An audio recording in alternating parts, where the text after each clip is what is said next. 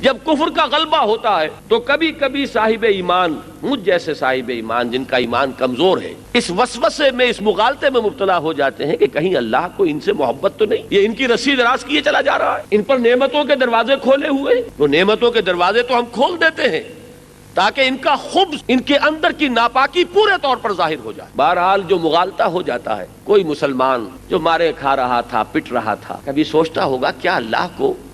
ابو جہل سے کوئی محبت ہے کہ اس کا ہاتھ شل نہیں کر رہا، اس پر فالج نہیں گر رہا، یہ کس زور شور کے ساتھ کوڑے برسا رہا ہے سمیہ پر رضی اللہ تعالی عنہ، یہ کس طرح آزما رہا ہے اور کس طریقے سے تکلیفیں پہنچا رہا ہے حضرت یاسر کو رضی اللہ تعالی عنہ۔ اللہ قادر ہے کہ اس کے ہاتھ کو شل کر دے،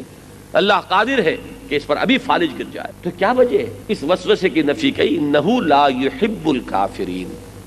انہیں کافروں سے کوئی محبت نہیں ہے اللہ۔ ہاں دو چیزیں ذہن میں رکھیے، ایک تو رسی دراز کرتا ہے دنیا میں، اور دوسرے یہ بات بھی اپنی جگہ ہے کہ اہل ایمان کی تربیت اسی میں ہے، ورنہ خام رہ جائیں گے۔ خام ہے جب تک تو ہے مٹی کا ایک انبار تو، پختہ ہو جائے تو ہے شمشیر بے زنہار تو۔ اور ایک بات اور فلسفے کے اعتبار سے جان لیجئے، جب تک کہ کوئی گروہ ایسا سامنے نہ آ جائے صاحب ایمان لوگوں کا جو کوالیفائی کرتا ہو کہ وہ دنیا کے انتظام کو سنبھال سکتے ہیں، اس وقت تک اللہ تعالیٰ کفار کے حوالے کیے رکھتا ہے۔ لیکن اگر کوئی گروہ ثابت کر دے اپنے ایمان، اپنے عمل صالح، اپنی تنظیم، اپنے ڈسپلن، اپنے ایثار، اپنی قربانی، اپنے صبر، اپنے ثبات، اپنے استقلال سے کہ وہ اب کوالیفائڈ ہے، تو اللہ تعالیٰ کو ہرگز ان کفار سے کوئی محبت نہیں کہ دنیا کی امامت اور دنیا کی قیادت ان کے حوالے رکھے۔ لیکن بہرحال اگر نہیں ہے کوئی ایسی جماعت اور ایسا گروہ اور ایسی امت تو ٹھیک ہے، دنیا کا انتظام تو اللہ نے کسی سے کرانا ہی ہے۔